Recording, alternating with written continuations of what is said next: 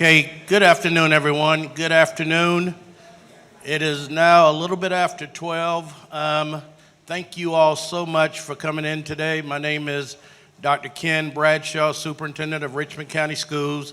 Thank you so much for coming in today. Again, box lunches are over on the table. Please help yourself with water. We want to make sure we use all of this time wisely. We have set aside about an hour and a half up to 2 hours to spend with the alumni so that you will understand our decision-making matrix. This meeting is being live recorded, so we have the virtual audience that will be listening as well. I want to begin before I turn it over to our consultant by saying that the only reason we're here today, and I want to make sure I'm crystal clear, is to improve student academic achievement in Richmond County. So hopefully we'll share with you the current status of Richmond County school system. And I want to repeat, the current status of Richmond County school system, which is driving us to look at options for the upcoming years. One component of looking at the current status is looking at the number of schools that we have online, our school portfolio, and how well we're serving the current students. And I'm going to be very, very honest. You're going to watch a video that hopefully shares how well we're serving our students. The goal is to improve student academic achievement for the entire school system.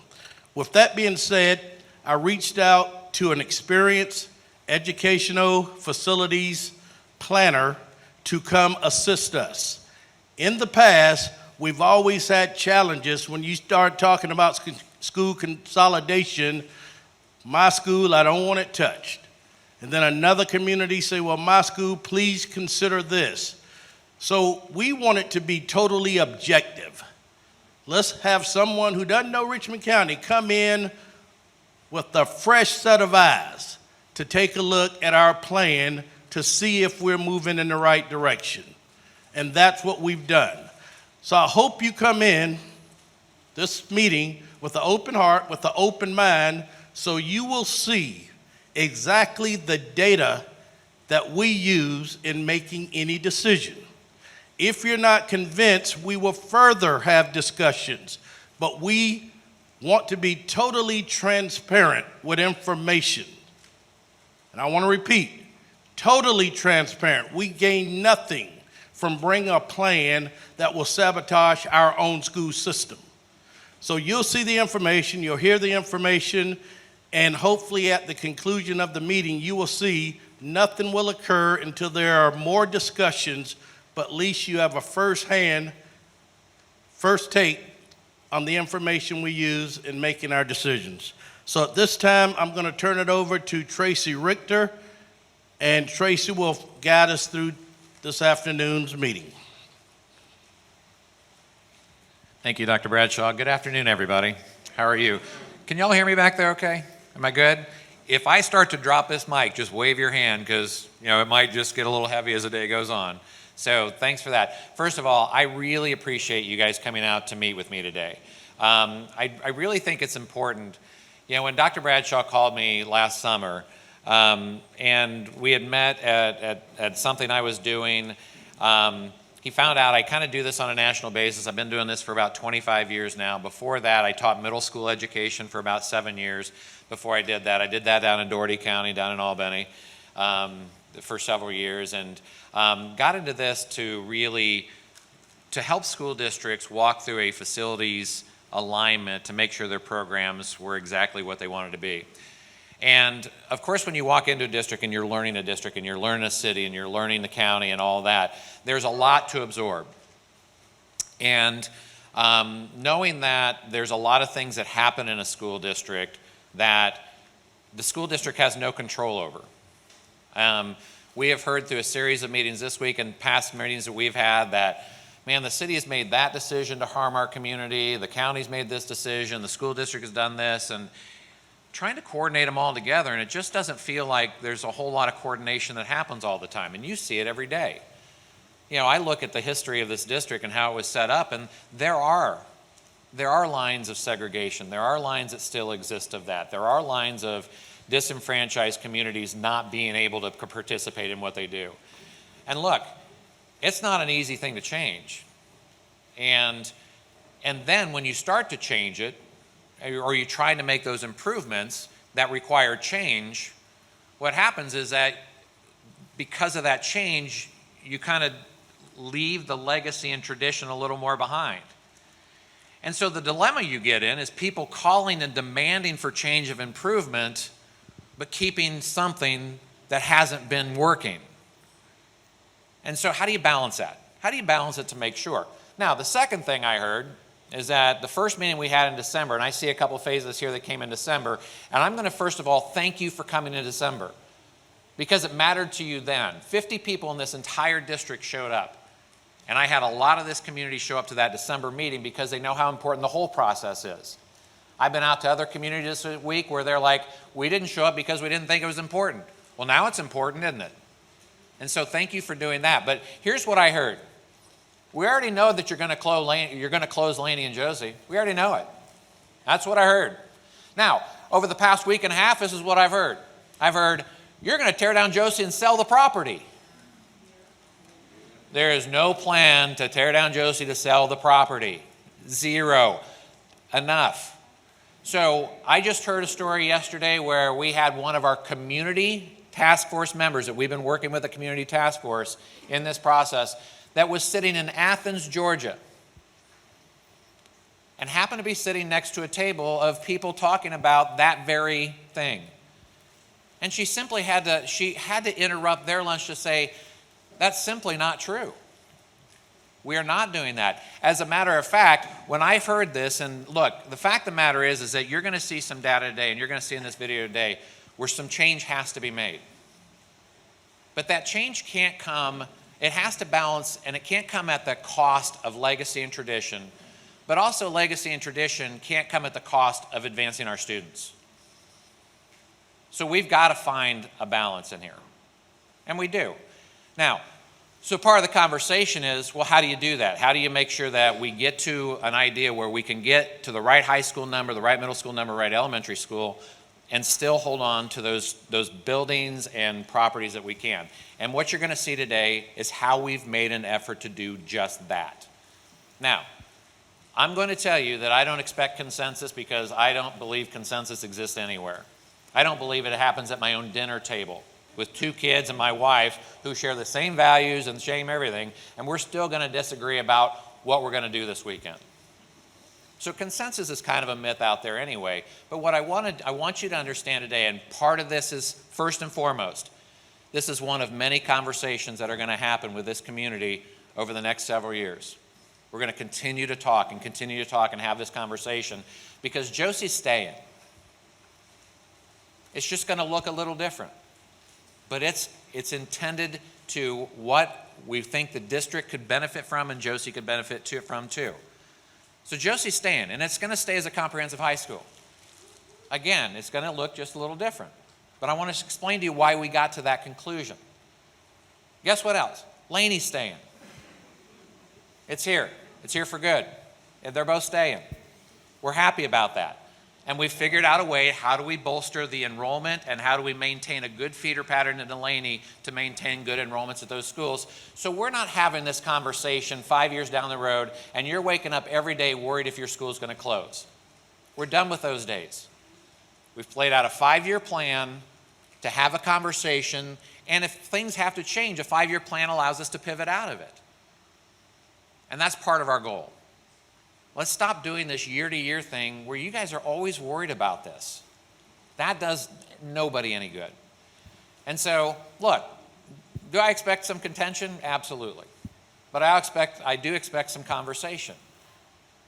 And I think this conversation is a healthy conversation to have. I'm not going anywhere. I'm going to continue this. We had a meeting this morning. I said, look, we've made a decision that is a good decision from a high school idea.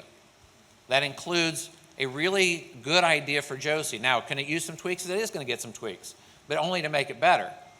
And I said to the leadership group today, I said, if we're doing this, we're all in on Josey. No halfway doing this. But here's what all the way means.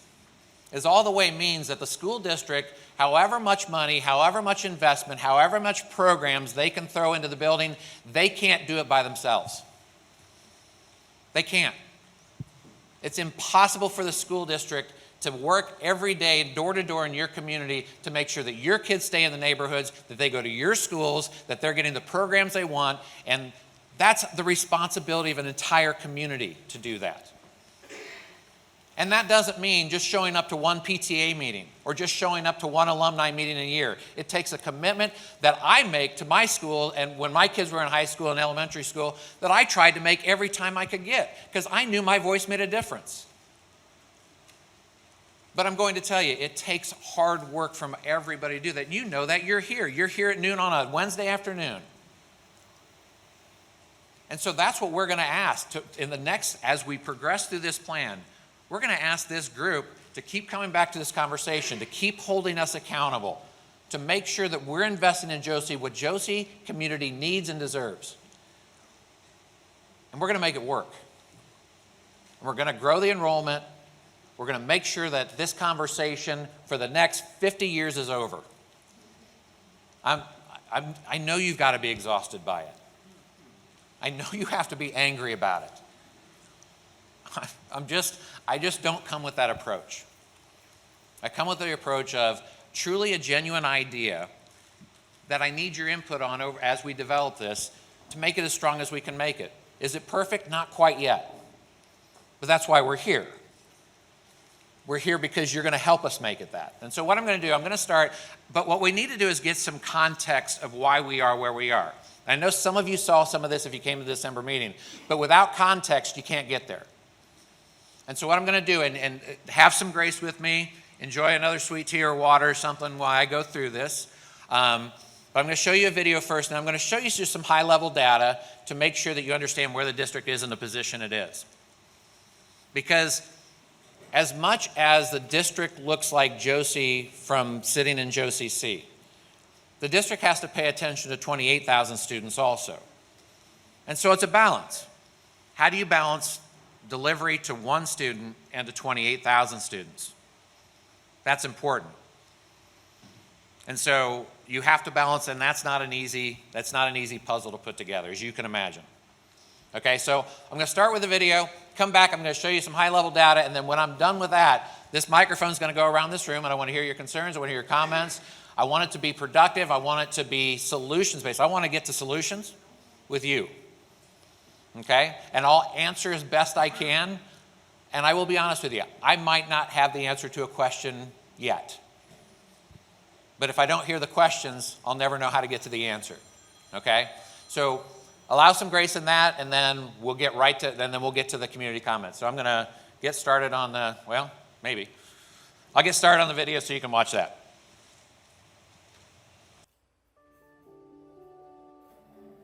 This is our home, Richmond County. We know its history, and we're invested in our future. These are the faces of tomorrow. Our kids deserve a chance to learn and grow in a community that cares. Our teachers are terrific. Our leaders work hard. And most importantly, our kids are filled with potential. Shouldn't we give them the best? But to do that, we must change. In the Georgia Milestones Assessment, Richmond County Schools ranked among the bottom 10 of the 180 public school systems in Georgia. Our aging buildings aren't able to keep up. Our children are not getting the education they deserve. Change is tough, but new beginnings make way for a better tomorrow, and that is worth it. In the past, we fell short, but we can do better, and we will. We can give our kids state-of-the-art buildings. We can offer them more teachers, staff, and programs. And the state of Georgia will pay for it. But first, we need to adopt a 10-year vision that brings more money into the district, using state funds we currently don't qualify for. Here's how it works. Georgia requires a minimum number of students in schools in order to get funding. Today, many of our schools do not meet the minimum enrollment required to maximize state funding. That means instead of all of these resources, they get just this. That's what we can offer the majority of kids in our district now. It's not enough. Our kids are missing out on the things that are proven to help them get ahead. If we keep the status quo, we're leaving free money on the table. We get less than other districts. Plus, we're forcing kids to learn in buildings that aren't up to par. But look at this. Here's what we can offer if we are willing to make changes. We have to consolidate. Right now, we have too many buildings and not enough students. Before the next school year, here's what we need to do. Open new Richmond Hill Elementary to help families in an area where more kids are moving. Opening a new Bel Air Middle School will also balance out classrooms. Building a new Langford Middle School means moving students to Tut. This paves the way for faster construction. We need to close Spirit Creek Middle School. The same is true at A. Bryan Mary Elementary School. The conditions in those buildings do not meet our students' needs. These recommendations came from the brightest minds in rebuilding school systems for tomorrow.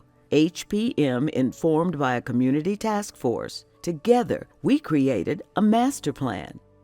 By evaluating existing facilities, tracing population trends, finding ways to get more state funding, preserving history while advancing technology and career opportunities. Now HPM is leading community conversations because we can't ensure the future of our children without your help. This isn't easy, but we're going to do things to decrease the impact on our kids. First, we're going to keep as many students together as possible. We're also keeping teachers and staff. Next, not only are we offering brand new buildings to many students, but this will allow others to get much needed upgrades. All throughout the process, we made sure buses will be there. And finally, we're preserving history. We're working with staff and alumni to make sure that's not lost as we work toward a better future. These changes are painful, but here are the facts. Studies tracked test scores, grades, and attendance. They all improve when kids move to fully funded schools with better facilities and more programs. Bigger schools don't mean bigger classes. In fact, it means more art, music, and the ability to learn languages and participate in sports. This isn't just happening in Richmond County. It's everywhere. Families are having fewer kids. Our schools were built for more kids than we have.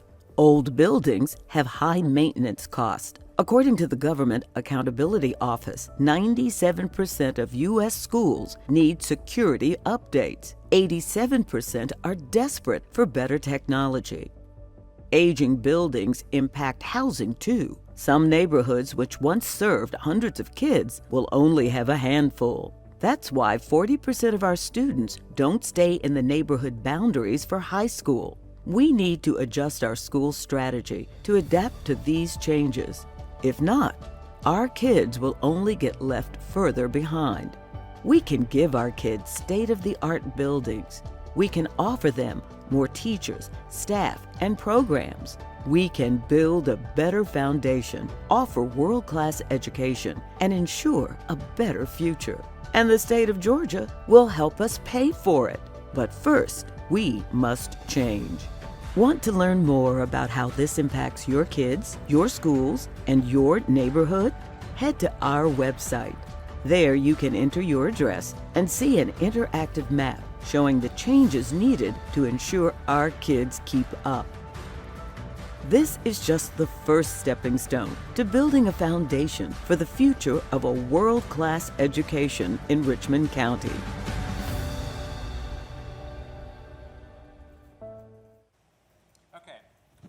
Okay, so you can see kind of the overview of where the district stands. And I think that one of the most important things, and I know it's one of the most important things to Dr. Bradshaw, is this idea that this county is mired in that bottom 10 school districts across. And I tell you, one of the direct impacts of getting out of that bottom 10 is actually getting the programs that our kids are interested in and that they can even get to.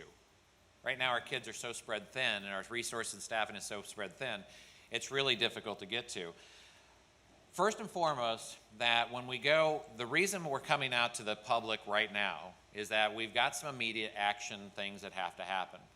So I want you to know, and very clearly, that the board is going to take a vote in 2 weeks on actions for next year. There's some school closures for elementary and some middle schools, and some neighborhoods that are going to be moving into brand new buildings and things that the board has to take action on. The board is not taking action on Josey this time, and the reason for that is that we've developed a 5-year plan, and we're actually developing a 10-year plan for the district for what facilities will be invested into in the next 10 years. And so the board doesn't have to take action on anything that doesn't happen until further down the road, which means that we have an opportunity to continue to talk about this for the next several years with you before boards take any action. And we're going to stop this practice of coming to everybody in March and scrambling to get everything open by August. Okay? And so that's part of it. So, and I want to, again, I've been told several times this isn't clear. So I want to be absolutely clear as I can that the only thing the board has taken action on are the closure of an elementary school, a middle school, consolidation of a middle school for what's going to be a new school, and moving some planning units into brand new buildings. They are not taking action on this. Okay? They're going to hear the plan, and they're going to hear the comments that we're getting from you, so they can think about this as we progress into the 5-year and 10-year plan. Okay, so that's step one. Now, let me take you through some high-level things that I think are very important here. Is that this district is in decline of enrollment, but so are most public schools in the country. And a lot of that isn't due to the performance of schools, it isn't due to the reputation of schools, it isn't due to that, it's simply due to real demographics. Is that if I look at the county of Richmond County over the last 10 years, and this information, this is where I obtained this from it's in the Georgia website, in the state of Georgia website under a group called OASIS. Okay, that's the site of this source. But if you look at the population over the last 10 years, obviously the county's grown. Okay, and there's going to be continued growth in some parts of the city and decline in other. That's the way every city works. Okay, now what's concerning is even though the county has grown about 7,000 people, that our birth rate and number of births has dropped 400. So I get 7,000 more people, but I get 400 less kids being born. So I've got this opposite thing going on. And again, not just here, this is everywhere. So these lower birth rates are impacting us quite a bit. Now, the largest 2 classes in the school district are 11th and 12th grade right now. Look at the birth rates when those kids were born. Almost 3,400 kids for this senior class. That's down to 2,500. That's almost 900 less births. Almost 1,000 less kids are being born in Richmond County, which guess what that means? How many kids can show up to kindergarten? A lot less kids will show up to kindergarten. And so a decline of enrollment is rooted not necessarily in the school district, it is rooted for things way beyond the control of what any school district can control. District ain't gonna go out and tell people to have more babies. It's not their role. The community has to, you have to decide that. It ain't me who decides it even. I'm done. I know that. And here's also what's happening, is that neighborhoods around everywhere, again, and including here, that have typically what we call gentrified, which means produce kids year in and year out because houses turn over and all that. People right now aren't moving like they did even just 5 years ago. And I will give you a real example, is that at 53 years old, my youngest is a sophomore in college right now. 3 years ago, I had 2 kids in high school. Now, I can make a choice now to move to a smaller house because I don't need the house that I need to raise 2 kids in, right?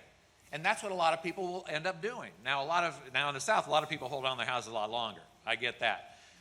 But here's the thing, is that my choice is I can go to a house that's half the size for twice the money at an 8% interest rate versus a house that I almost have paid off at a 2.5% interest rate, what am I going to do? I ain't moving. And I've told just as early as last week, I told my superintendent, you're not getting a kid out of my house at least for the next 5 years. Don't count on it. He's like, okay.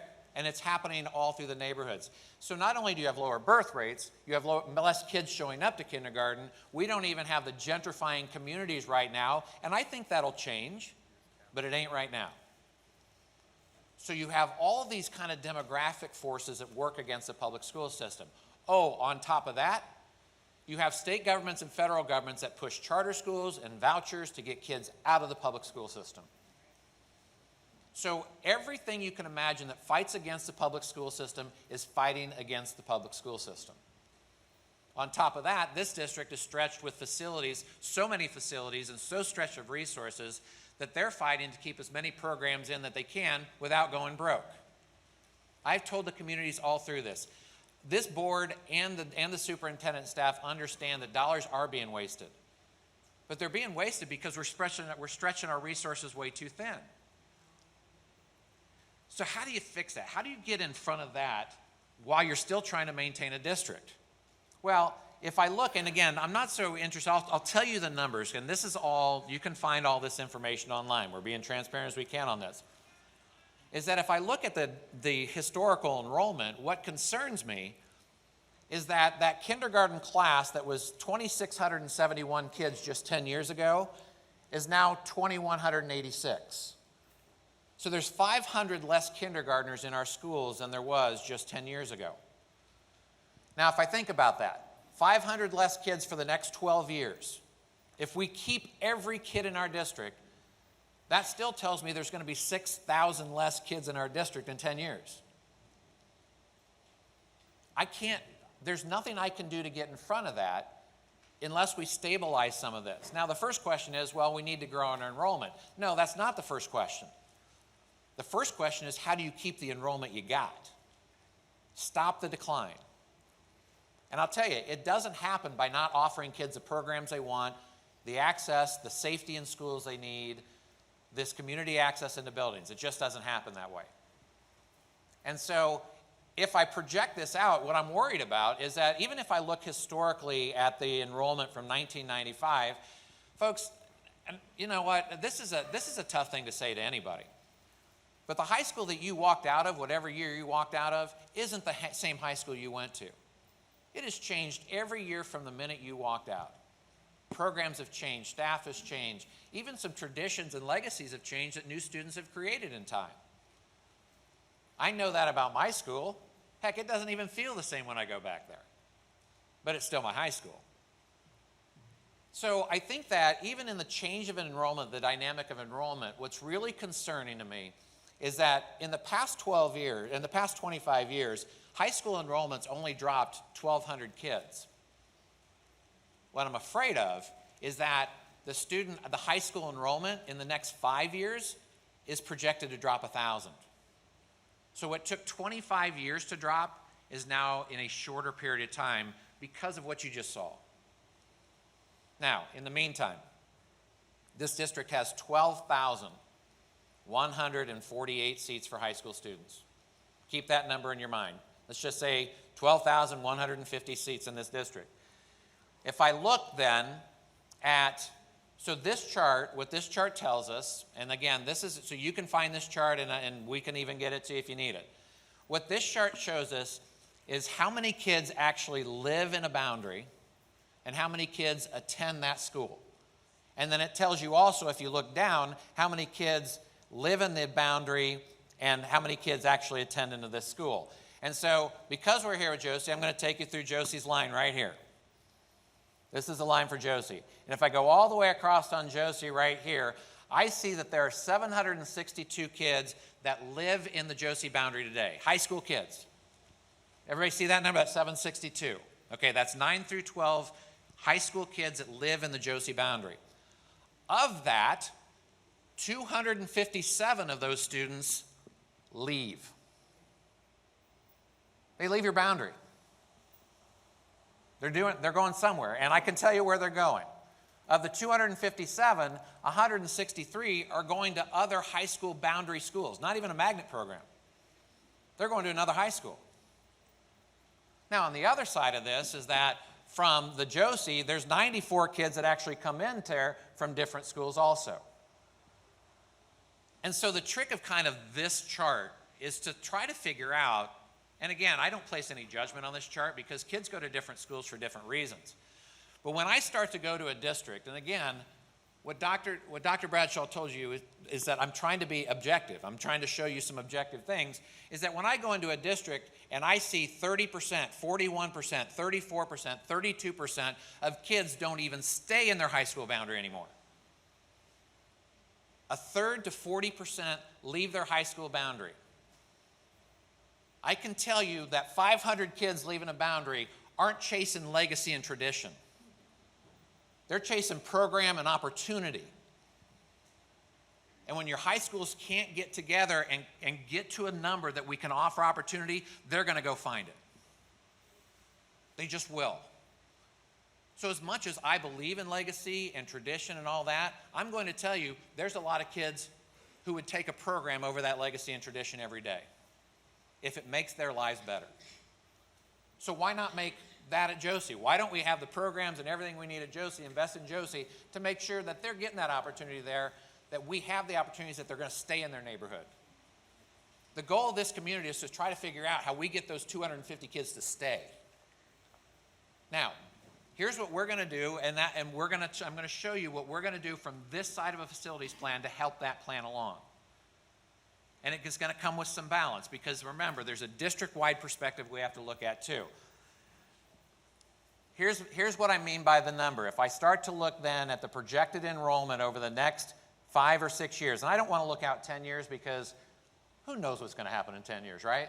So let's just look out 5 years. If I look out 5 years from now and I see that the high school enrollment is going to drop somewhere between 7696 and 7415, so it's going to be about 7,500, let's just say. I have 12,150 seats at the high school with 7,500 kids. That's 4,500 empty high school seats in the district. And guess who pays for that? State of Georgia is not going to pay for your empty seats. They're just not going to. And so what do? We rely on local dollars to see that making sure that every school can get as many programs as they can until those local dollars run out. Or you can go back to the taxpayers and you can say, hey, we need more money to operate our schools. How do you like that ask? Yeah, we don't. Nobody likes that ask, ever. You can't even afford it. We can't afford it now. And so the idea is you have to maximize the dollars that come from the state so you're not so responsible for the dollars that have to go into your buildings. Although you're glad to do it, and I know you are. But we have to figure out how we maximize the state dollars so the burden isn't on you and that every student has every opportunity across the board. I want to share a quick thing with you that I learned in a community meeting this week. And this is really about school choice. This is really about why students choose or why parents have to choose. I had a parent that is at Mary Elementary. She's a single mom. She's got 2 little kids. One's in special education. And she was in the Warren Road boundary. And she had to move her family to the Mary School. She left Warren Road, which is a school she really loved, because they couldn't offer the special education program at Warren Road for her special needs student. Because you can't. The resources are spread so thin, we can't offer that at every building. So she doesn't have a choice. She has no choice. Her choice is she has to go to that building to go for her student. Instead of the school that's in her backyard should be a choice. I see that as a problem. Now, we can say that, well, but we still need to keep that school building because we love the school and we do that. Love of that school doesn't help that special needs child. And that's just real. That's a reality we all live in. And so what we're trying to do, again, is trying to combat the idea that there's 4,500 empty high school seats, and we're trying to spread all the kids across that. And everybody wants to keep every school open. I just don't know how you balance that ledger. Because you can't. You can say, well, how about we redraw the boundaries? Well, redraw the boundaries for what? They're just going to leave at 40%. Boundaries don't help. Not as long as there's open policy and easy access to another school building. We can't just make that happen. So you have to figure out how to minimize that operational side to improve the program side. In the meantime, trying to hold on to as much tradition and legacy to make sure that, look, I know it, Friday night matters. I grew up in Indiana. Friday and Saturday night mattered because basketball season was really important to you, just like it is tomorrow for you guys. Congratulations, by the way. I know it's important. So how do we keep it? Okay, well, let's talk about how we keep it. From every school district, they have to struggle with this idea that they live in a triangle that's very difficult to balance. And this is what makes you all unique, is that if I look at this triangle and I think about the best programs that we can have for our kids, and I think about the size of our schools, and I think about the cost to operate schools, because they all matter. If we don't have money, nobody succeeds. Now, what I'm going to try to do is I'm going to try to balance that triangle, and I'm going to tell you that you can't have all three, because no district can. And let me take you through that. If I want the best program offerings and the most robust program offerings, and I want small school sizes, it's going to cost me a lot of money. If I want the low operating costs and the small school sizes, I can't have all the programs that I want or my kids need to succeed. And if I want diverse, robust programs and low operating costs, I can't keep schools small. Now, the idea isn't to make schools so big that they're unrecognizable and unsafe. And I'm going to show you that in a minute too. But according to the state funding formula, if your school is too small, you can't have it. Now, the trick to this, for every district and for your community to decide, is what your triangle looks like. Right now, the decision is we want smaller school sizes and higher operating costs and less programs. What kind of triangle does that look like? Because that's the direction of the district right now.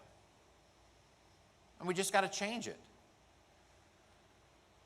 So when you look at the state of Georgia, if you want minimum funding for a program, and I'm going to show you what minimum funding for a high school looks like.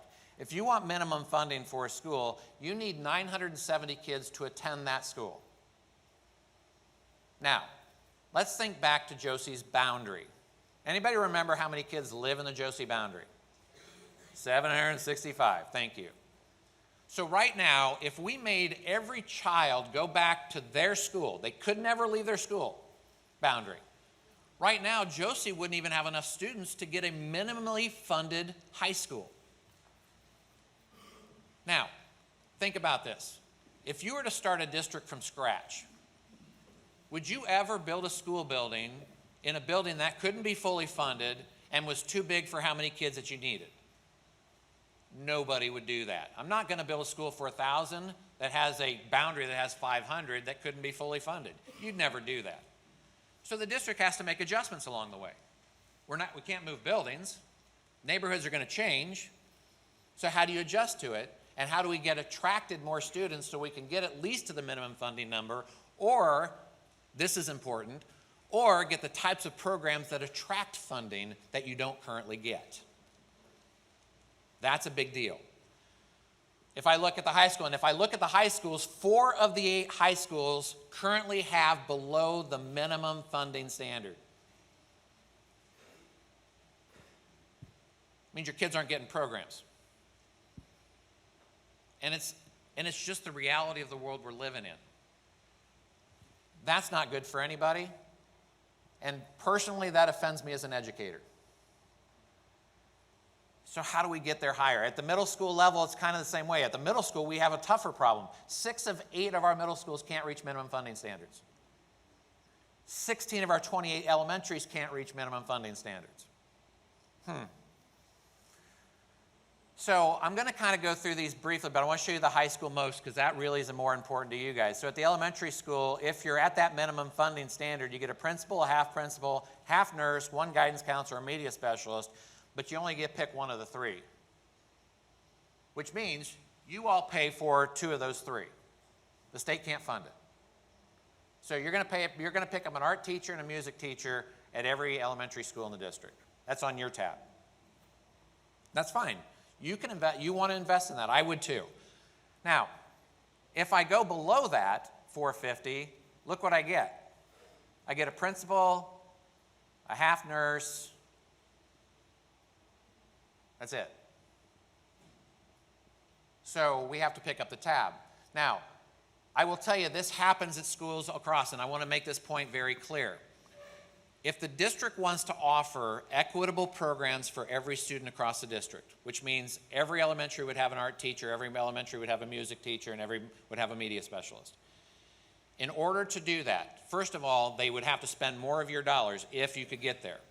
The second thing is the schools that are fully funded, that have enough students walking in the door to make sure they have all those resources, they have to pull away from those schools in order to fund the other schools along the way. And so they're robbing Peter to pay Paul. In an effort, and the likeness I have to this is, so they cut down the fence so everybody can see over it. The problem is that defeats the purpose of the fence. The same thing happens in education. You're defeating the purpose of education when you start picking away at those who can provide the full programs so everybody can have the program. That's what this district is facing. Now, in that, I don't want it all to sound doom and gloom, because the nice news is you have enough space here to have really opportunity. And because of that opportunity, when we walk through this and walk through this and walk through this again, we found ways to keep high school buildings open.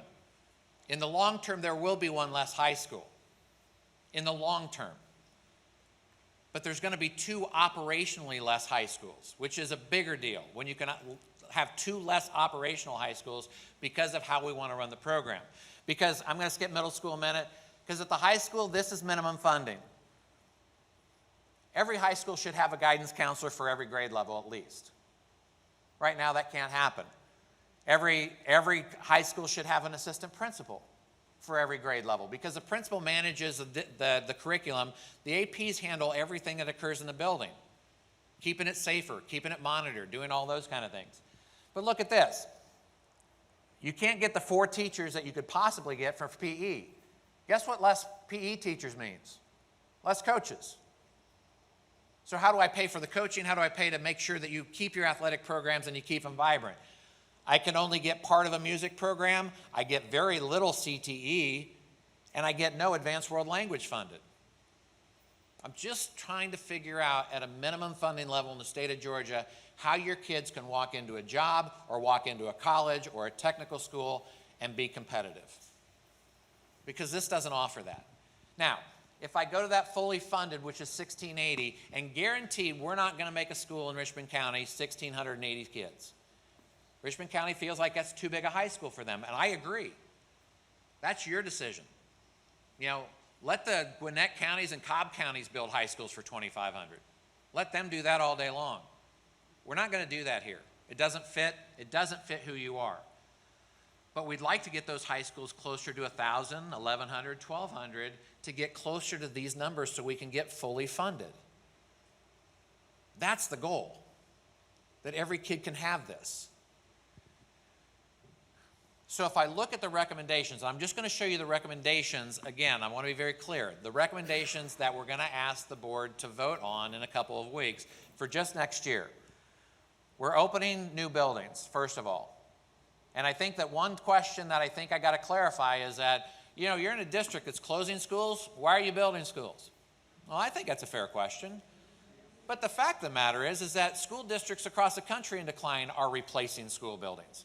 They're putting money into bad infrastructure. They're renovating buildings. There are buildings that need replaced in your district that still have kids in them because they're in poor condition. And it's okay to build new buildings for communities that need new buildings.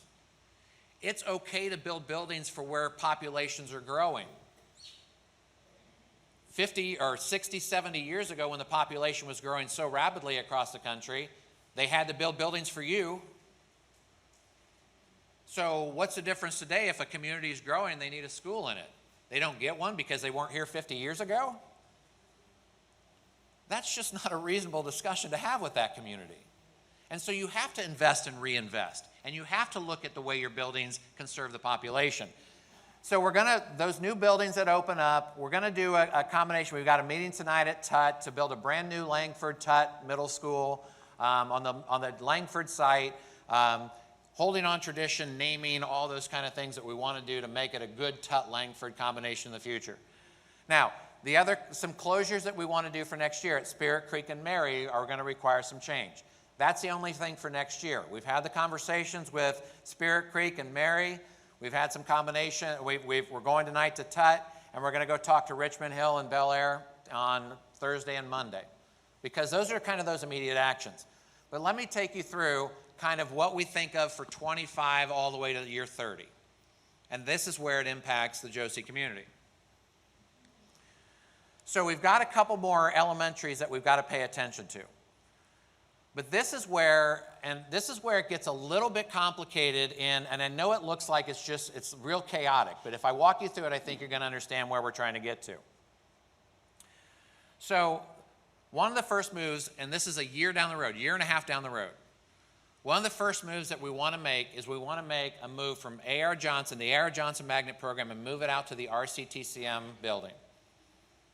Now, the reason we want to do that is that we want to put a true middle school campus at the current A.R. Johnson building. And the reason we want to do that is because we want a link of a middle school directly to a high school. And that's important because here's the thing, is that if we can get a high school close to a middle school, we can share advanced teachers, we can share band teachers, we can share music teachers out of buildings that are right together instead of having the teachers drive miles to get to share programs. We've got continuity of program, we've got continuity of a feeder pattern, and so A.R. Johnson will become a true middle school to join in that property. And so in this whole move, what we would do is we would move the Murphy Middle School that's currently on the Josey campus and the Hornsby into that A.R. Johnson building, which will open up space for Josey High School. Now, let me get to where Josey's going to get to. Then we would look to do selective demolition around the Josey campus. And again, this is part of a community conversation to have. Obviously, we'd like to hold on to the cafeteria, the gymnasium, but we want to replace kind of all the academic area. And right now we're looking at an estimated $30 million investment onto the Josey campus. And what it would do is what we would do is we would move the current Josey High School into that Murphy Middle School building. That is fairly new, renovated. Also, you have the Marion Barnes space that's still there, and keep that there. You've got the junior ROTC building there, so there's a lot of space there. We got plenty of space to move those kids over while that all happens. Then, after we do the selective demolition, we want to build state-of-the-art career and technical spaces and more core curriculum classrooms to enhance the program offerings at Josey High School. Now, it will still remain a comprehensive high school, but what it's going to have are several enhanced career pathways, which is really good what we want. We want professional pathways, entrepreneurship. We want to keep those programs that are succeeding also. Right now, there's a waiting list for Nail Tech. But here's the thing. Nail Tech comes out and makes $22,000 a year. That's great. I mean, look, they're out getting jobs. What we want to enhance that program with is, why don't we put Nail Tech with an entrepreneur program so those students who want to go into cosmetology know how to own a business doing it, instead of just stopping at cosmetology. Give them the opportunity to do more. So it's programs like that. But we also want to we need strong programs in the technical skills. And so we want to enhance that too. So we've got professional and we've got real technical skills that have an opportunity along with a comprehensive high school at Josey. Now, how this will work though, is that Josey will be the choice high school in the district. You're the choice. But here's the thing, in order to get there, and this is how we make this work to keep Josey there, is that the current Josey feeder pattern that goes in will shift over and continue going that Murphy feeder pattern, which will then be in a geographic pattern for Laney. Now, but here's where we're stopping this. Hold on. I know, just got to hold on a minute. The Josey boundary will never disappear. The Josey High School boundary will always be there. And the reason for that is that the neighborhood students for Josey will have first choice, not even application, into the Josey Comprehensive School. So it'll always be there. Now, look, there's ways that we could do this. I keep asking, is there a plan B? Well, there's not a plan B unless we go through the district and close 3 high schools. I can't, and I'm not closing 3 high schools. The idea was, how do we keep a comprehensive high school at Josey, but offer more pathways for them to succeed, and how do we attract students there? Because right now I don't have enough students in the Boundary to even keep it from a fully funded perspective, and I'm not willing to compromise your programs. So the idea is that, how do we get kids to Josey into the neighborhood school and keep our neighborhood school? Well, the Josey neighborhood kids can stay here all day long. They will continue to go to this school as in perpetuity. And they can keep going there because the Josey Boundary will always exist. And the Josey High School will always exist. It'll be the choice. Now, the questions that come up, and I know the questions that come up in this. And look, I know that doesn't make everybody happy in that, but what it does is this, is it keeps a strong feeder pattern in both Laney and Josey. Because you have the opportunity to keep all your kids, and you have an opportunity.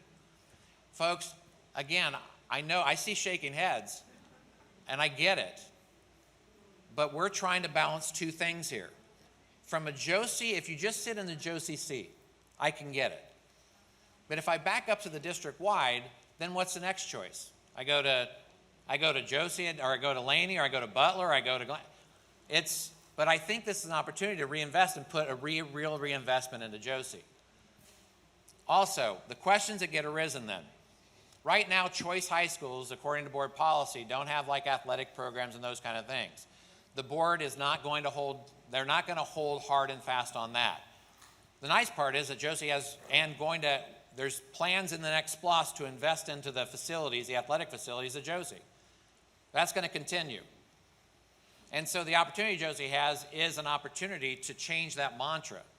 And so is there discussion to keep the bands, to keep the athletics? It's a comprehensive high school. So the discussion is there to make sure that that happens. Instead of keeping it in this old way of thinking that choice schools and magnet schools can't have athletics because they're not there for that. Well, that's wrong. Every kid goes for a full blown. And so, again, I know it's not everything. But what we tried to do was we tried to make sure that we invested into the campus. Brand new facilities, state-of-the-art facilities for your students that can stay there all day long and for the years to come. We've given programs into the building to raise your enrollment. State-of-the-art programs to build your enrollment, to get more students to stay in the Boundary and to come to the school. And we're going to keep promoting that. So, look, it is not everywhere we could be. But the idea is that we were working very, very hard to keep Josey as a comprehensive high school. And we've done just that. We've done just that. Now it's going to be up to the district and accountability to make sure they're getting the right teachers, leadership, the right programs, to work with this community to say, what are the programs that we need here? What are the type of facilities we need here? So getting the community involved in the decision making as design goes, as curriculum goes, you have to be involved in that conversation. And so that's where we landed with this. Now, in the long term, there are other things in the Glen Hills pathway and we'll be talking to the Glen Hills alumni tomorrow, and I don't have really great news for the Glen Hills community. But what we are going to say is that we're going to reinvest in 2 new elementaries, reinvestment in middle school and the Glen Hills pathway. But down the road, right now, we don't see a pathway for the high school to be there. And that's terrible. Well, I see the questions, how? Well, ask me or tell me, how do I hold on to 12,150 seats with 7,500 kids? How do I do it? I shift kids around so nobody gets full funding? I cut down the fence so nobody gets it? That is just not I'm not going to go out and tell a student that they can't have a program so we can keep bricks and mortar. I'm not standing in the way of kids who are leaving districts to get to a better program. What I can do, and I will tell you this also, I can't solve it all.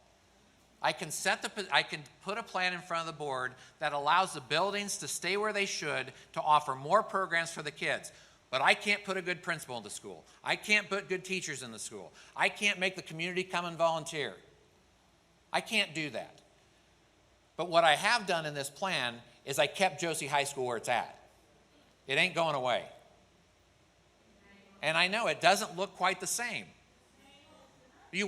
Listen, I will tell you what, and when we have the comments and I'm getting ready right to go to your comments.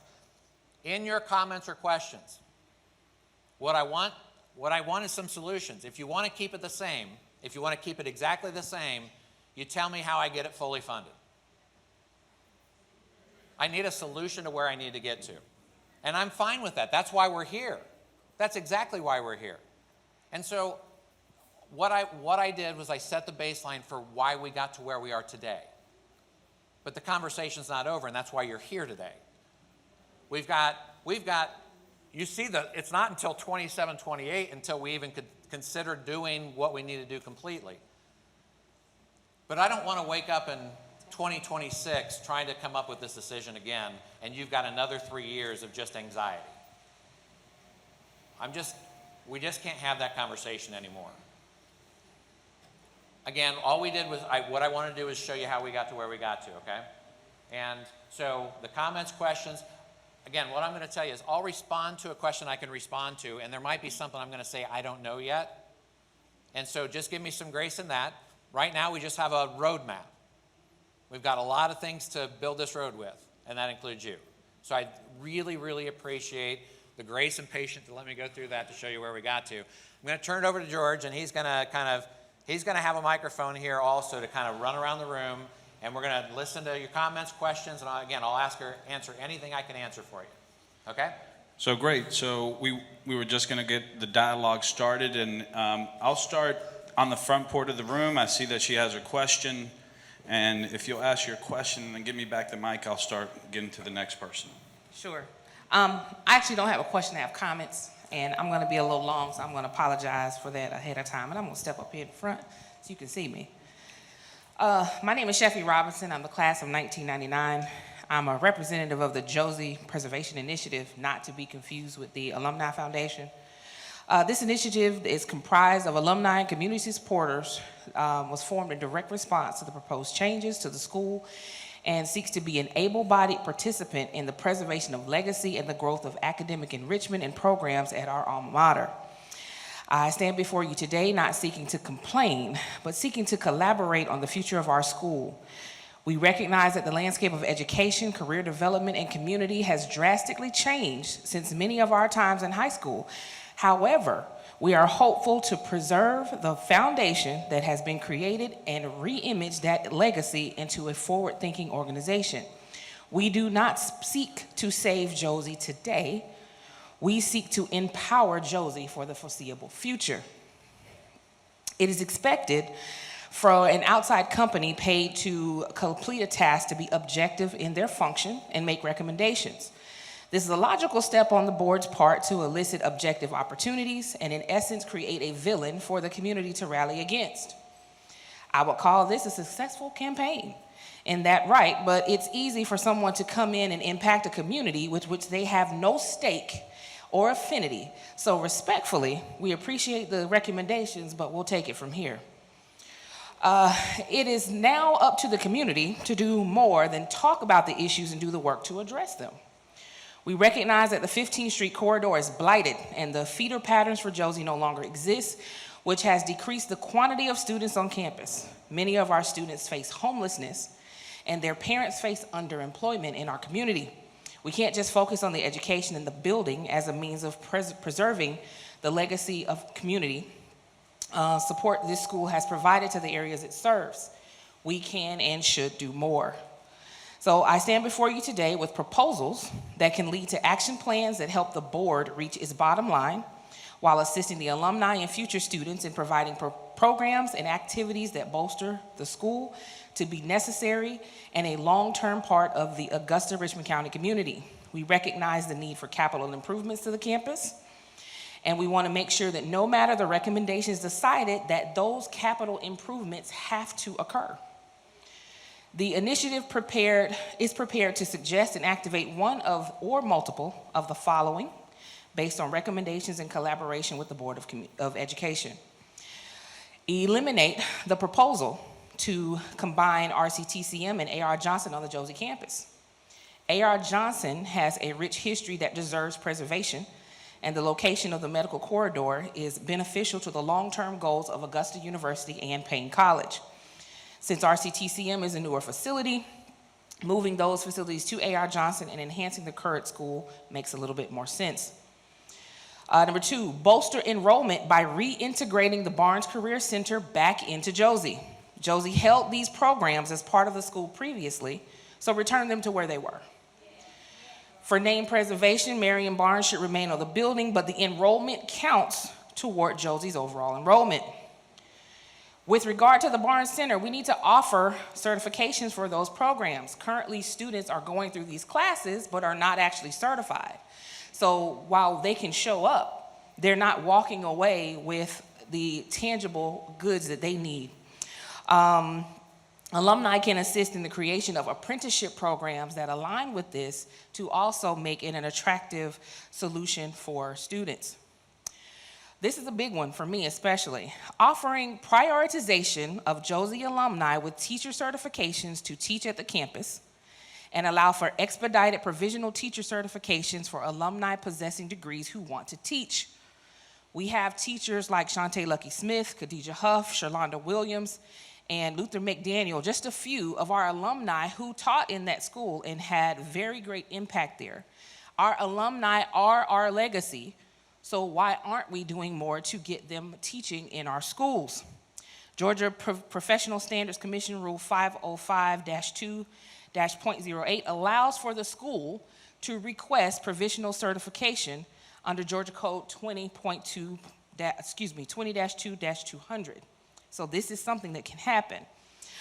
Another recommendation, allowing Josey to become a comprehensive magnet school.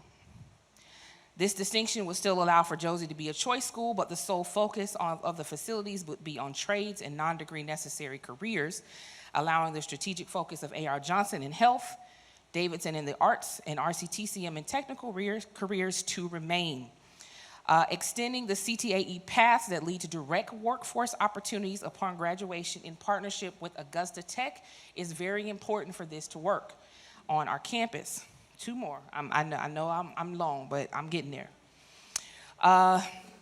These 2 are very ambitious, but they are still solutions. Allow for the conversion of Josey into a public charter. The Charter Schools Act of 1998, which is located in Title 20 of the Georgia Code, is the law that governs charter schools. Chapter 2, Article 31, Section 20-2-2064 of that code discusses the approval or denial of the petition for a conversion charter by the Board of Education. If this board recommends that the facilities are a burden on the balance sheet, then allow for the submission of a conversion charter petition and objectively approve that petition based on the merit of the comprehensive data it will include, much like the data that led to the current recommendations in this draft proposal. Finally, allow for the acquisition of all or some of Josey's facilities by the Alumni Foundation or alumni affiliate organizations that hold a 501c3 nonprofit status, and the creation of the 15th Street District.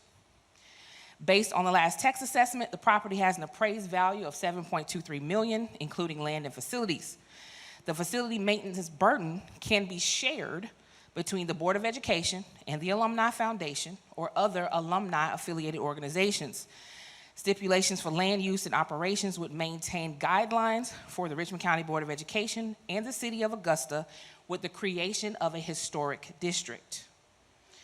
There are a myriad of other solutions, such as enrollment incentives and name, image, and language program from the Georgia High School Association that can help maintain Josey, improve Josey, and improve cost savings for the Board of Education while updating the facilities. The bottom line is we are open to discussion and collaboration that shares the burden with the alumni. So let's be honest.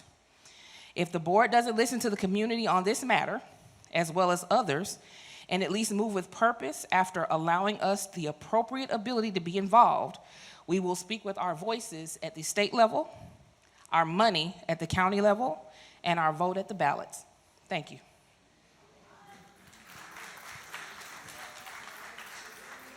Thank you for your comment. It was noted. But my next question is, who has a specific question? I want us to make sure that we are gearing towards any specific questions here. And those comments were great, and they also offered solutions. And I saw that Tracy was noting them. Anybody else have a question, whether it's particularly about Josey, the presentation that you just saw?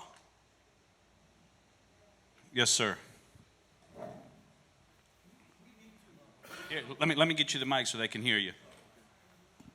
For the Josey area, I'm a 68 class member. But for the Josey area, what it needs to be done is a lot of work that needs to be done in the community to help Josey grow to its proper status. See, if we just building a school and we are not teaching the people, the ones that live in the area, what is going to be needed to be done, it's all art. We need to turn all of this around and learn how to work together, how you bring jobs in the community. Those are what the people are leaving for. They're leaving for better opportunities. So bring it in. How do you bring it in there? We lost everything, and we have absolutely nothing. So in order to have better kids, we have to have better offers for them to be able to come in to, and for us to be able to work with that. And the Board of Education definitely has to be standing on top of this, making sure that the right educational plans are brought in and the right issues for the parents to be able to have their kids to be able to come in. So we're all standing together. In other words, it's law enforcement, it's the love of the people of their community, and teaching people how to live together.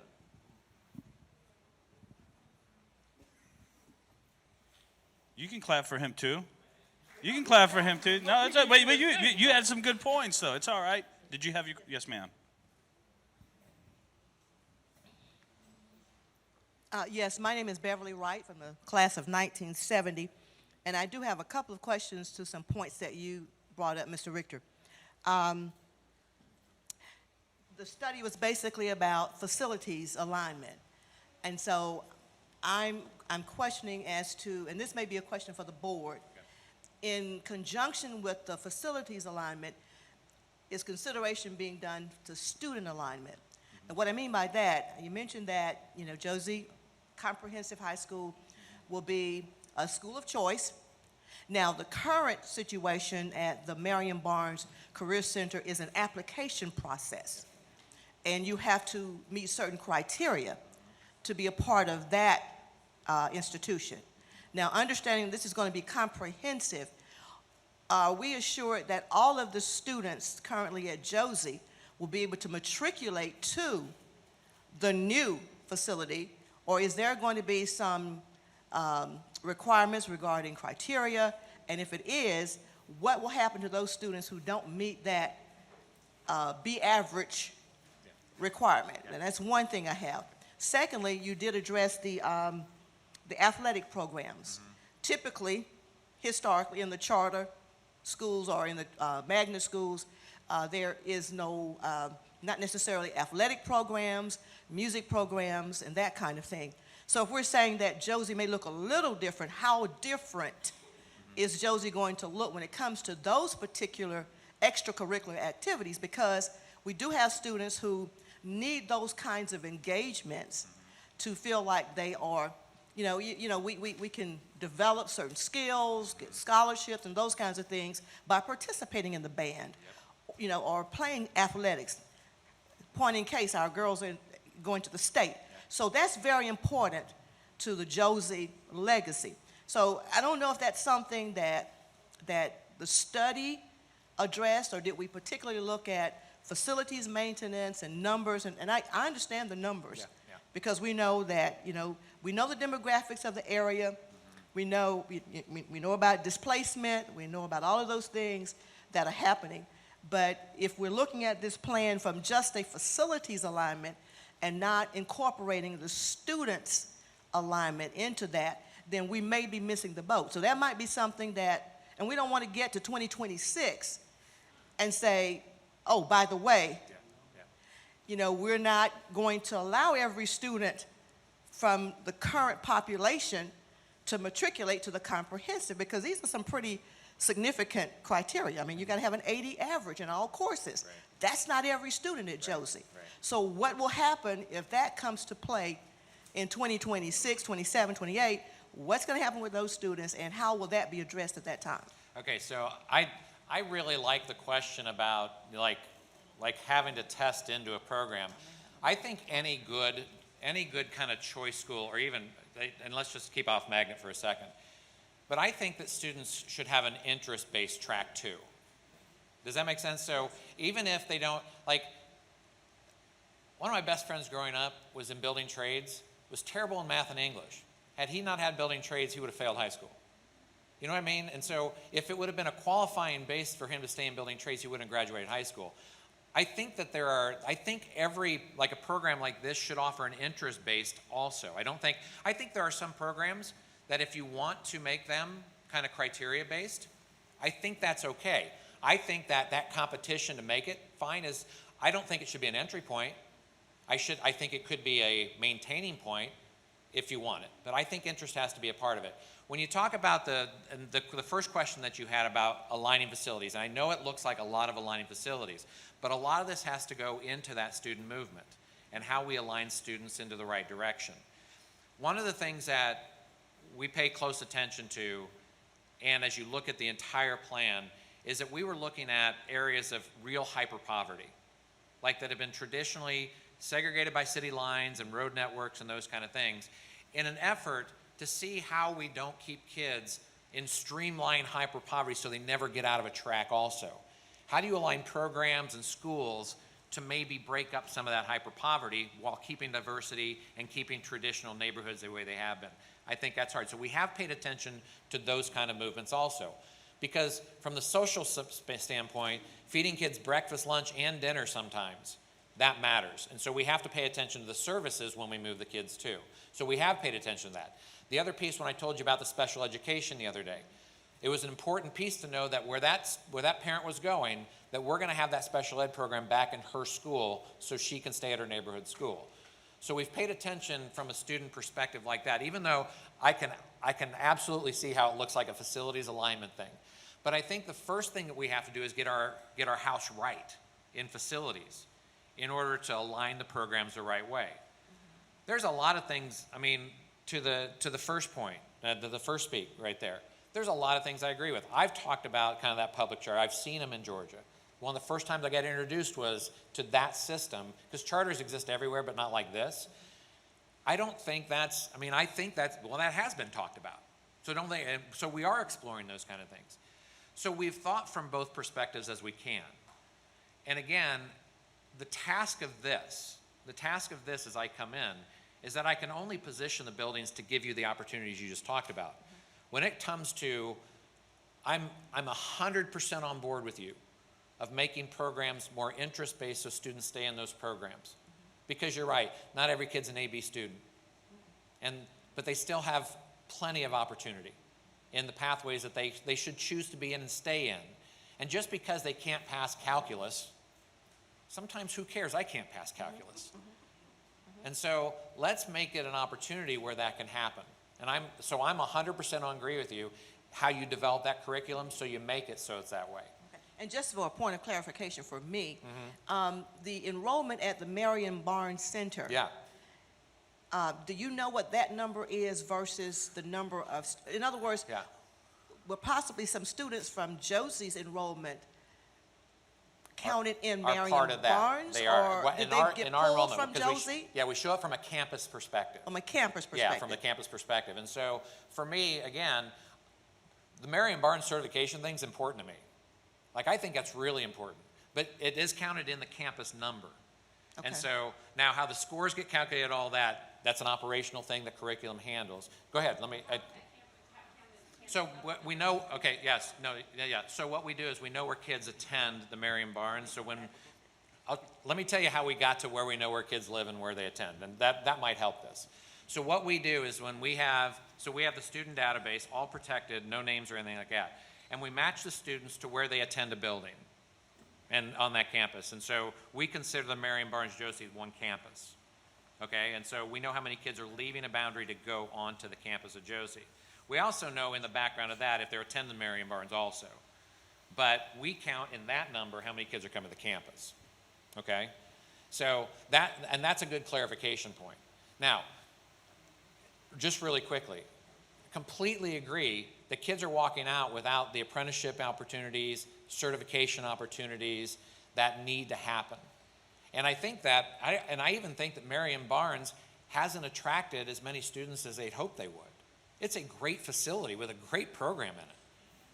And so part of that, to this gentleman's point here, is that the community, and to your point, the community has to kind of get that up too and make sure people know, along with the district. That's a district responsibility. So, and I appreciate you say you got it from here. I hope you do. My job was to make sure I got you a brand new campus and that you stayed there. Okay, so I got that far. You're right.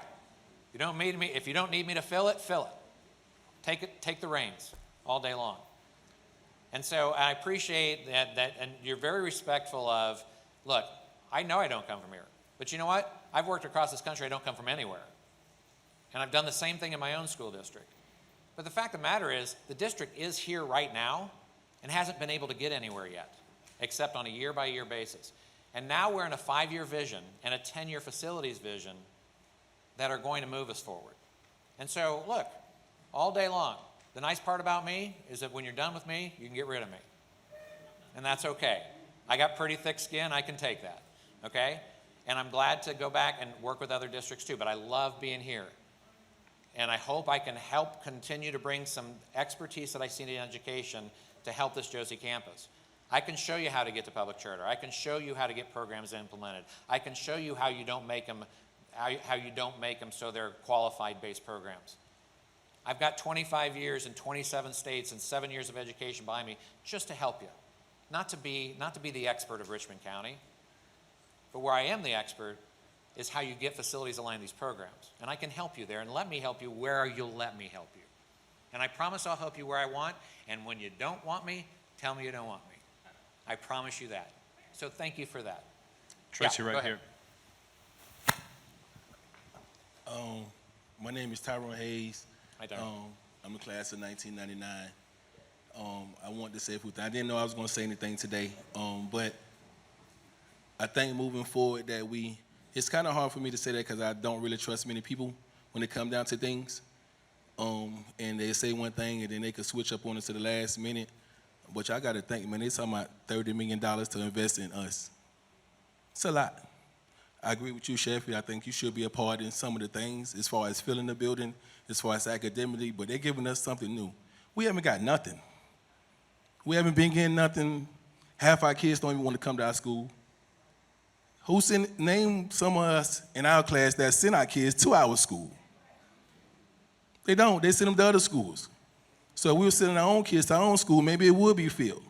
I think it's an opportunity for them to bring in those advanced teachers to help our kids learn more, diversify themselves, challenge themselves more, something that I didn't get when I was at Josey, I'm for sure. And probably some of you guys might have got it and might have didn't get it as well. You know, we had to learn outside, and we got people from Josey all over this world doing amazing things. We got people in the community from Josey doing amazing things. You know, I think we hold ourselves back too much. You know, but they offering us something. You know, it might not look from the bright side saying they send our kids to A.R. Johnson, but from Murphy, but they closed down the other Murphy school and moved them to Josey. How many times they done redid Josey? The same halls. Now they talking about taking us to another level. They talking about taking us to another level. for our kids in the area that will have a chance to possibly advance themselves, see something different. The only thing other cities have over is that they have advanced things in areas that kids can't see. When we go out there, and even yourself, when you go out there and travel and you see things, you be like, wow, that's amazing. Imagine them riding down that little script going to the medical college and seeing Josey, worth $30 million. I'm just being honest. Our school need renovating too. Imagine it getting done completely. I know some of you old guys don't want to see it let it go, but I mean, what we holding on to? We still get our basketball team because they're going to do good. They're going to do good. Just imagine them doing good academically inside that building. Imagine someone else kids coming from Bel Air to come to our school and we representing them. We representing those kids now.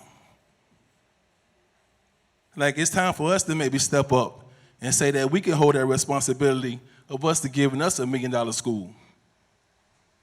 That's how I see it. I know we can worry about the things that's inside of it. We got people in place for that. I hope they stand up. I'm not one of those guys, I ain't gonna lie. I ain't. I deal with sports. I try to help your kid get wherever they want to get in sports. For me in school. But I love Josey the most. So I hope we get them opportunity. I'm not saying that they're gonna be fair. I'm not saying that they might do right by us. I know, but I just hope that we in the middle of trying to make it right. You know, that we could come together and start. We ask for these things.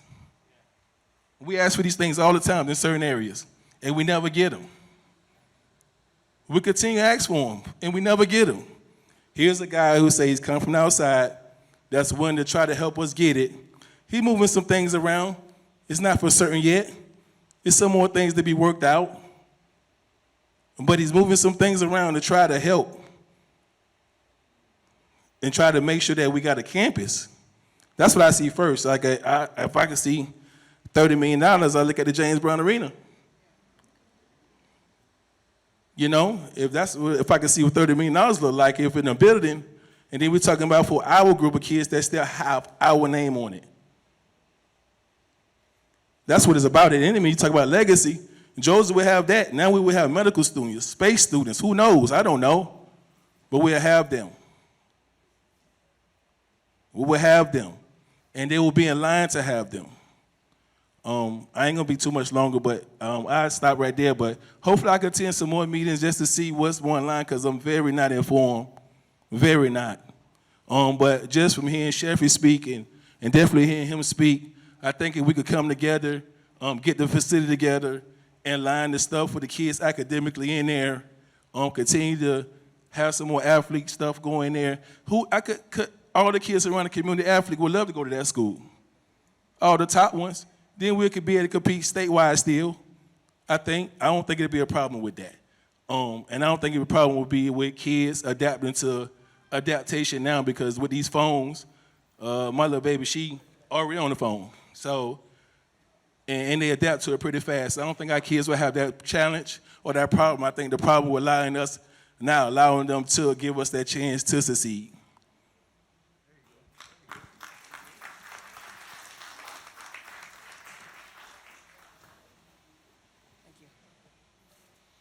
Oh, hello, everybody.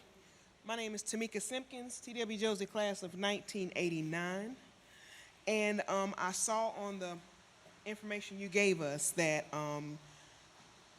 there was plans to have a selective demo for Josey, and that was going to cost about $30 million, is what you're saying. But I'm thinking right now we don't have like $30 million in the bank. What happens if that $30 million doesn't come through?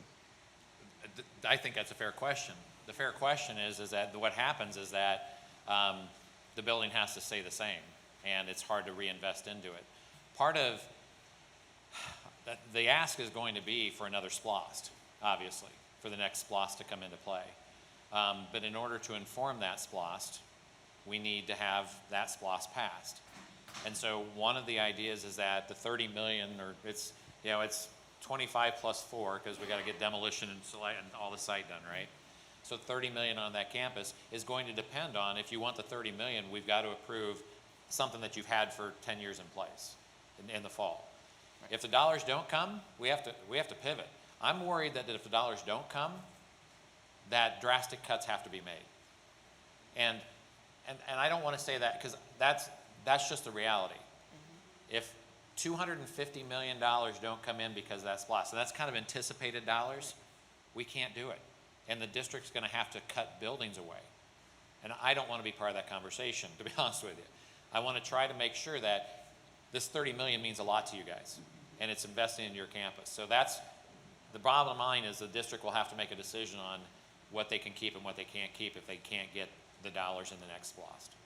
And yeah, I wish that was better news, but it's not. I have another question. Yes, Okay, so I saw all your numbers and everything about the birth rates going down and everything, and I understand that. But the only growth that Augusta has coming is not just from children being born; it's from families being brought to the area for our new cyber center and the new medical district that's expanding, and a lot of other stuff that's coming into town. Is that also the new rezoning in the area around Josey? Is that being taken into account? Because a lot of areas are being changed to multifamily housing.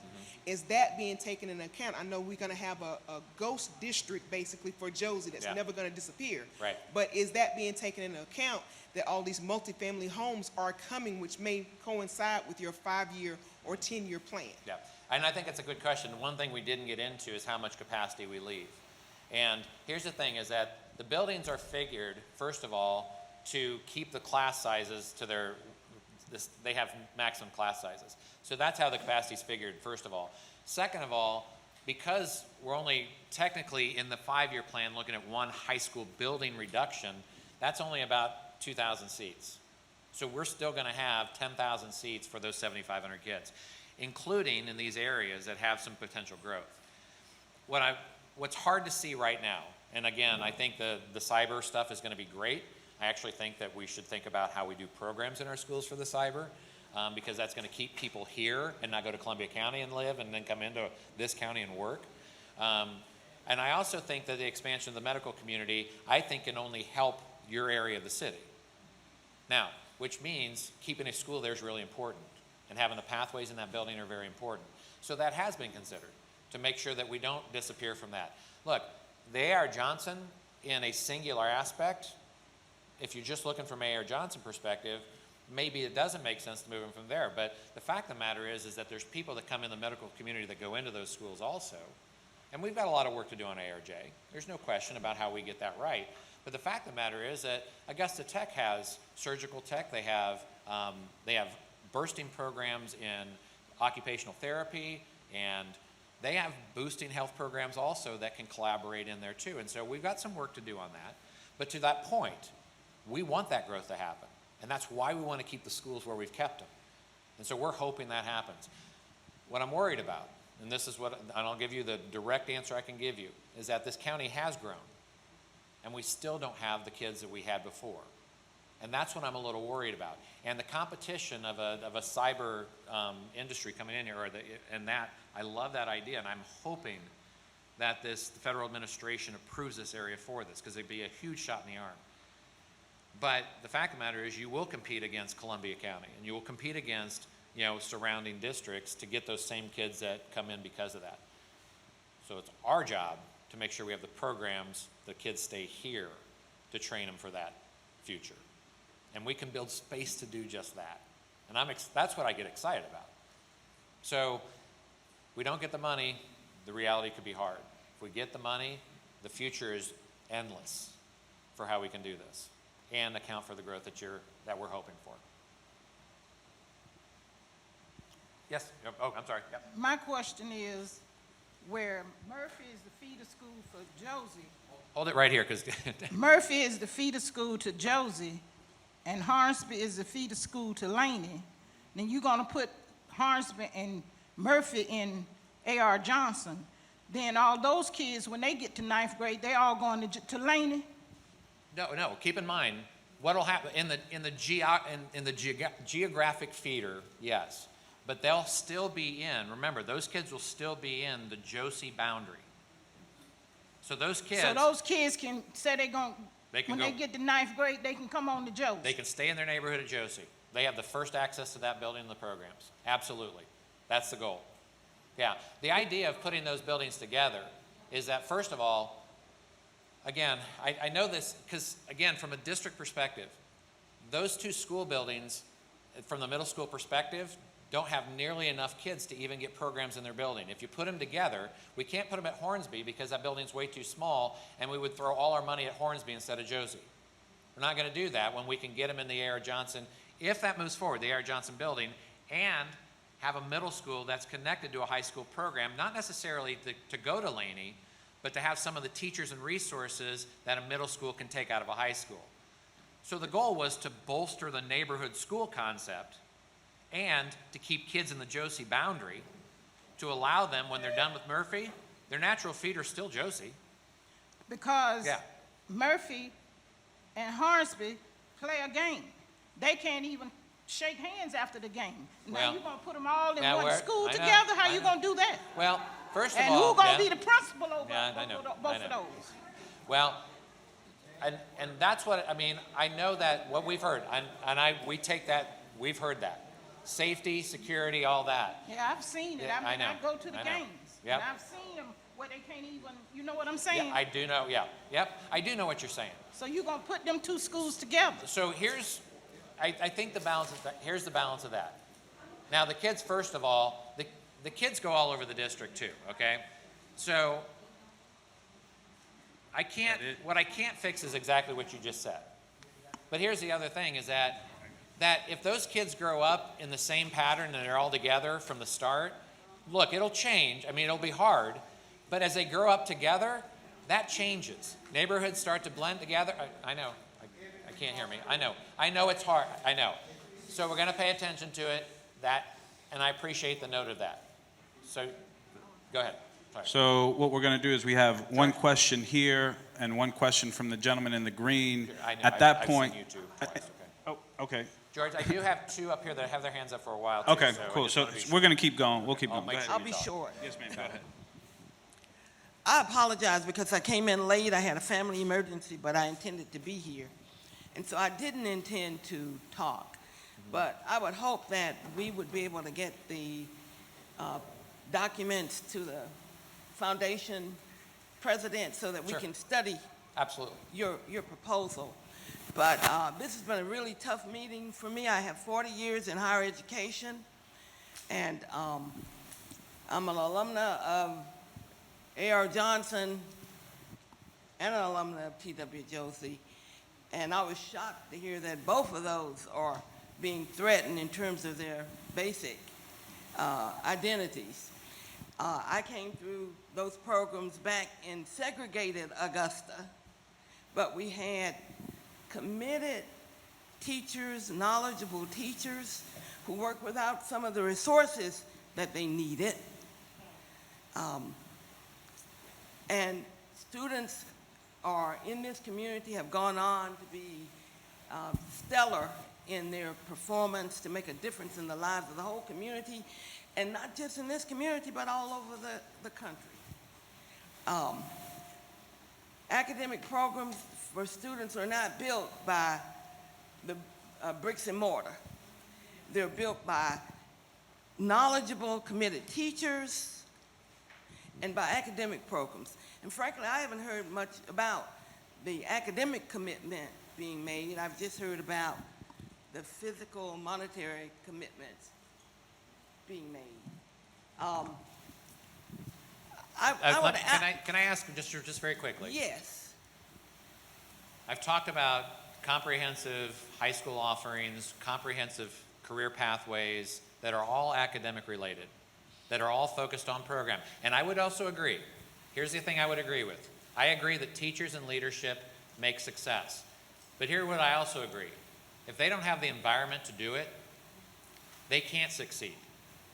So walk into a building that can't deliver a program, and I'll show you how a building impacts education.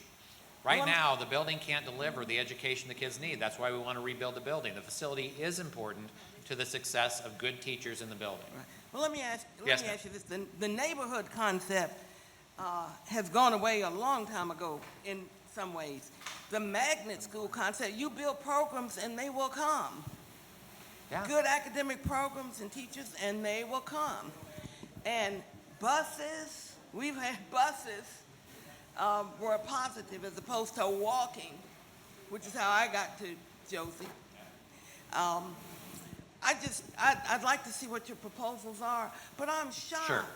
that we're this far into decisions that look like they may affect Johnson and Josey, and we're just being brought in at what looks like a very late date. No, we're 3 years from implementing it. I don't know how we're late.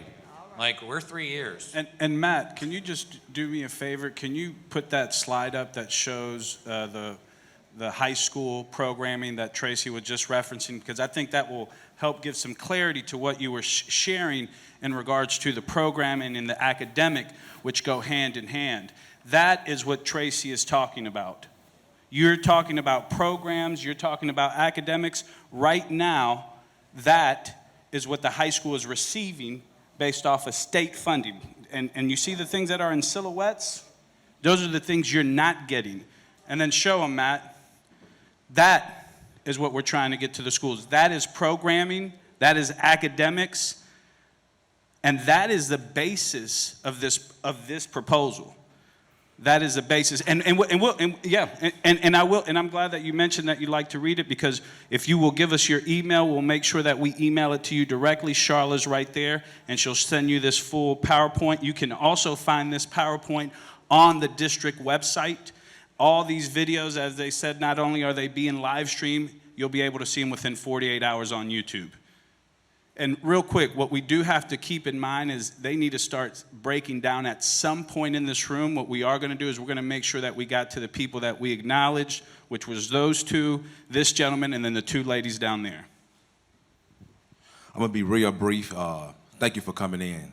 I love my alumni. Great job. Spoke for us very well.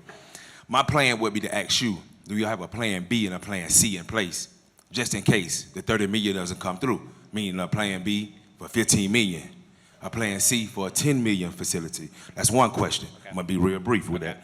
My next question would be is the plan for these teachers and principals and this losing a job that in this change that's supposed to come.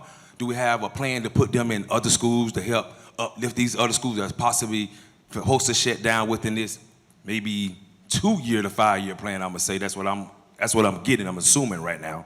My last one would be is the plan that all us in here sitting right now. I'm looking at each person that's sitting here from young to old. It's quite a bit of young and older, regardless. We all sitting in here. We all gonna have an opportunity to vote. Will we have an opportunity to vote? When we vote, does that vote really matter? And y'all already have a plan that y'all gonna do. Y'all do what you all want to do anyway. That's where my mind really been stuck at from the whole point when we came in from the beginning. And you have a great plan, but okay. I've had some plans. That's why I wanted to put that out to you as well. I think that's important. The accountability is important. That if we're going to do this, we're going to do it.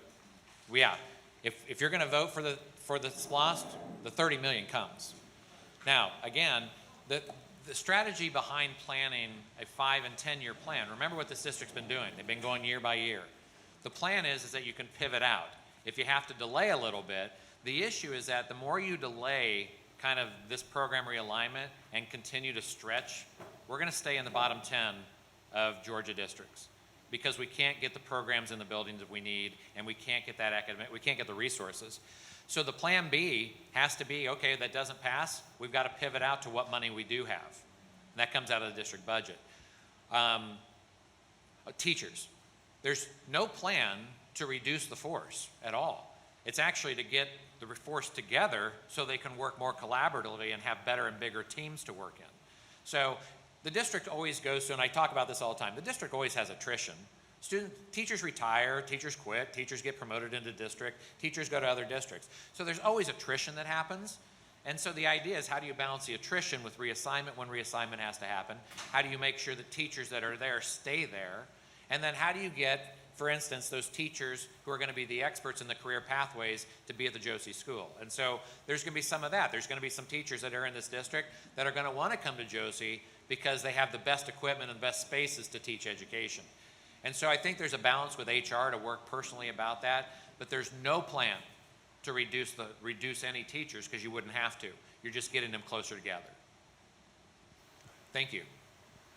One thing I'd like to mention, like I said, we're going to get to these two last ladies. However, Tracy will still be available even as they're breaking down after we start getting ready for the meeting tonight. Also, if you'd like to join us tonight, 6 p.m. at Tut Middle School, I will share with you that our priority in questioning will first deal with Tut Middle School and the parents at that school, and then after that, we'll open it up to general questions if you join us tonight. Okay. Good afternoon. I'm Carlos Ivey. Most of you know me. My question is, we have 70% of the teaching staff in Richmond County that are uncertified. What are we doing to push the certifications so that the students and their parents will stop pushing the students to Columbia County? Because that's part of what's happening. The parents don't know what's going on with the schools. The teachers aren't certified, and they even have the privilege of saying, I'm not going to work at a certain school. Well, if you were hired by the board, and the board says you're going to work here, and you certified, then you need to show up for work. If you can't, you can call me. I work for unemployment. Well, and Tracy, I'm sure you got a response, but it sounds like this is more of a district question, right? I'm going to come and talk to you in a minute, because I want to show you one strategy we have for that. All right, ma'am, I'm coming over to you. We want to talk about it. You can ask us anything. Good afternoon. My name is Margaret Armstrong, and I believe I'm about the oldest thing in this building, and I've seen so many changes. I've served this community in many capacities. The one thing that bothers me, I am a planner. I've served the Richmond County Planning Commission for almost 17 years.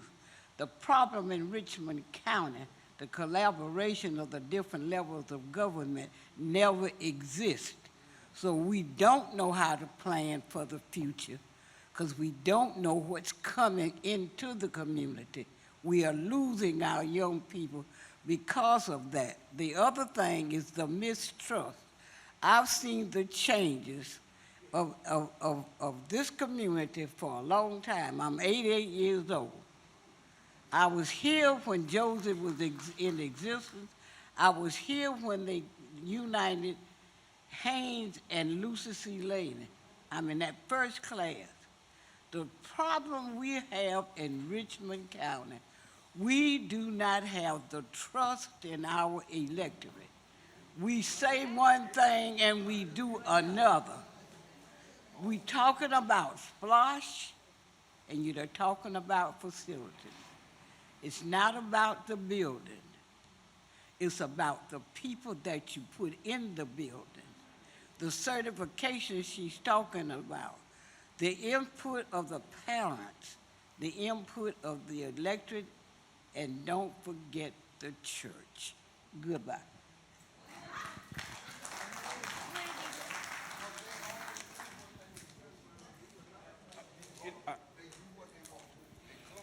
All right, this gentleman was patient. We're going to add him. I know he had his hand up. Go ahead, sir. Good afternoon. My name is Abe Gibbons from the class of '67. My question is in reference to the security of the building. The brother mentioned that many parents are taking their kids out of the school. They're Josey alumni, but they got their kids someplace else. And of course, this is an issue that we have been trying to get someone to deal with, but haven't done so far. Is there anything in that direction? Okay, there are two things there. From a facility standpoint, having a new investment into a building like this can mean really state-of-the-art security stuff. Automatic lockdown systems, those things that are, I call them kind of passive things that we can do to try to protect our kids.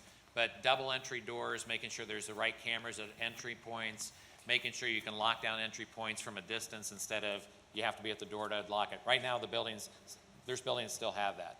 So from a facility standpoint, there's huge improvements of security that come with a new facility. So I can report that. The other piece to that is this, is that, and this is the tough part in what we see in today's society, is there's a bunch of intrusions happening into our buildings. And it's concerning is what it is. And the problem is that, and you can't get to the root of everything, but if somebody wants to get in a building, they're going to get in a building. We just know that sometimes. We can do our best to keep them out. Lock down the buildings, do everything we can. But the best thing that we can do is we can make sure that, because a lot of them are students, right? And these students that are kind of finding wayward ways aren't engaged in their curriculum, they're not engaged in their schools because there's nothing there to give them. And so they find other pathways. That's why athletics are important. That's why bands are important. That's why all that is. I'm not saying every kid is going to go that direction, but the best we can keep our kids engaged is to give them the programs that keep them interested there and not interested in going somewhere to do bad things. So from a facility standpoint, yes, top of the line security, lockdown, cameras, entryways, all that is a great way to start this, but it is an operational issue, and it will continue to be an operational issue. It is noted about the Murphy and Hornsby. It is noted about those things. Tonight I'm going to have the same discussion at Tut. The first and foremost is the priority of safety of our kids, for our teachers, and then for the community to walk in. Whenever you can get to a meeting and make that point on record, get to a meeting and make that point on record. Because I think it's the most important thing we deal with. So thanks for that. And like I mentioned earlier, we do have a hard out at 2 o'clock, but we have no problem answering as many questions as possible. If you've attended any of the meetings the last few nights, we've been there for over 3 hours to make sure every question is asked. This is the last gentleman that will ask one on a mic. However, if you do have any additional questions, even while they're breaking down, Tracy and some of the central office staff will be here also to answer questions. Hello, how's it going? My name is Jimmy Johnson, class of 1984.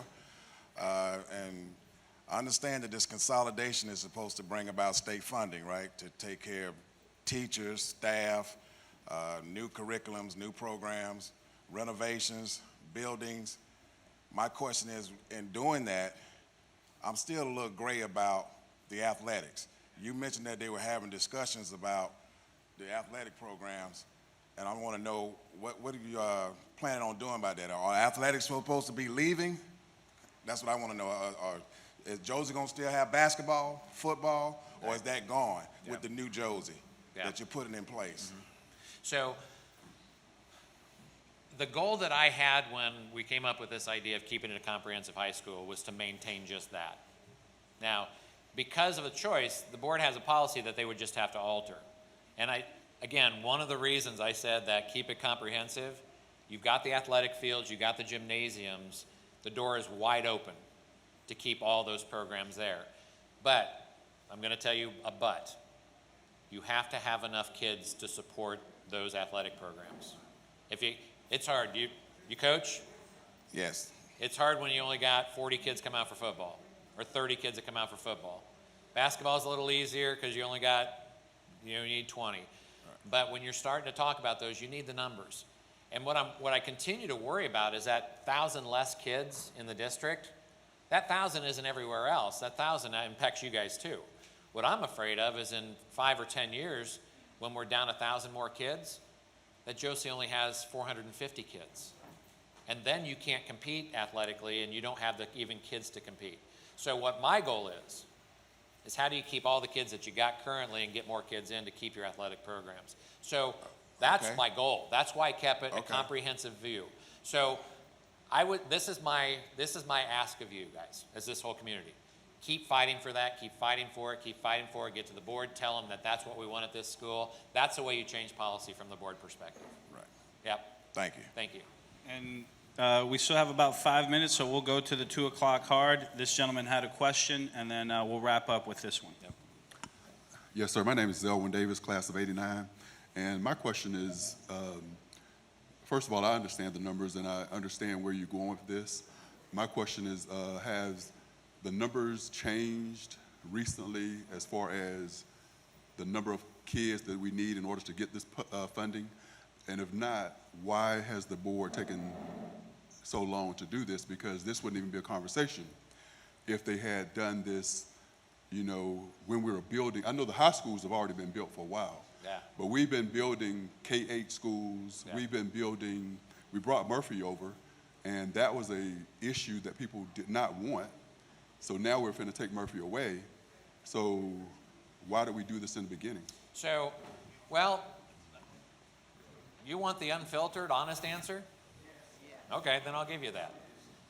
So I'm in this meeting today, and I've told you we're going to invest $30 million into your school. I told you we're going to keep Josey as a comprehensive high school. I told you we're going to keep its boundary. You see how hard this meeting is? The district is trying to face closing a high school. Do you think the board wants to close a high school and then they try to get reelected? To your point. That it takes, and you've got superintendents that have to face the wrath of that too. And so, yeah, the idea is that this district shouldn't have built more space. To build new space was okay, as long as you got rid of the space that you didn't need anymore. The problem that happens is that nobody wants to close their school. And I get that. But here's what I can't get to. And look, I have a high school, I have a community also that I belong to. But I would never tolerate a school district that would run buildings so inefficiently that my teachers got spread so thin. I'm not a guy who holds on to brick and mortar, even though I hold on to legacy and tradition. It takes a backbone, and it takes hard decisions from decision makers to close buildings. You're right, we should have done this a while ago. Josey should have been invested years ago to make sure you didn't get down to this enrollment. But it hasn't happened at the demise of another school. I'm going to let you in on how our meetings worked, and this will help answer this question. When I came into the district, we do what we call, after we do that first meeting that we did, that you all were at, we came back to what we call an options work session. We invited our community task force into it, where we developed all kinds of options for this. And the first thing I showed this leadership team was how to get this district to 5 high schools. 5. Now, do you think we could really close 3 high schools in this district? Because they all looked at me, and after I picked them up off the floor, they were like, how can we not have to go down to 5? And that's when we start to think about how we do Josey a little different, how we do our magnet schools a little different to make sure our neighborhoods are supported just as much as our magnets are.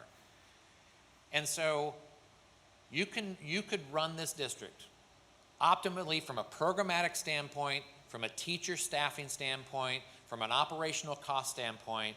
The most efficient education model you can run in this district is 5 high schools. And you've got plenty of room to do it. We just don't have we can't get there. Because I'm going to go to a school tomorrow. I'm going to talk to the alumni tomorrow. And they're going to ask me, why us? And I'm going to tell them I can go to Butler and I can say, it's you, and they're going to go, why us? And then I can go to Cross Creek and they're going to go, why us? And then I got to go to Hepzibah, then I got to go to ARC, then I got to go to Josey. And I can do this circular kind of dance that got the district to where it is today. Or we can make some really hard decisions. And it goes back to an old adage that I learned from a superintendent in rural county, Virginia, Campbell County, Virginia, just south of Lynchburg. 32 years, and as the new superintendent's walking out, and he's walking and the new superintendent is, and I heard this conversation, he said to the new superintendent after 32 years, he goes, son, I can tell you one piece of advice. He goes, you can make a difference or you can survive. Now, it takes a lot of courage to come out as a school board leader, as a superintendent, to say we've got to close the school in order to make the rest of the district better. We're going to ask the Glen Hills community to step up to the plate to say, if we can do this now, and we can reinvest in your community from an elementary standpoint and a middle school standpoint, which we're willing to do, will you step up for this district to make it better? We're asking Josey to do the same thing. Can you help us? I mean, it's a big ask. It's a big ask. But at least, you know what? At least we're asking. At least we're not just doing and telling you, forget you. And that's our goal. Keep asking you, because eventually we'll get there. We don't need 12,100 seats. Everybody knows it. I know that's a long answer, but it takes courage to do that kind of stuff. Now we've got a 5-year plan, and we can pivot out of the 5-year plan to that response. Do we have a plan B? The plan B is we got 5 years in front of us. We're not coming last minute to you. We're 3 years out from this thing. And so I'm really pleased that we can do that for you. It's not over, and let's just keep doing it. I love the question because it gives me a chance to kind of sit on a pedestal and say, it's time to take some action. And this group seems like it's ready to take some action to make sure this works. And I'm pushing to get you this building and keep the building. I'm going to continue to do that. And I'll meet you where I need to meet you. And that's what I'm going to do. That's what I can promise you. Okay? So thanks for that. I'll just close because I know I can ask some more questions, but I want to just close one more thing. And I want to look every one of you in the face and thank you for being here today. This isn't always easy to stand up here either. I know that. It's not easy to stand up out there either.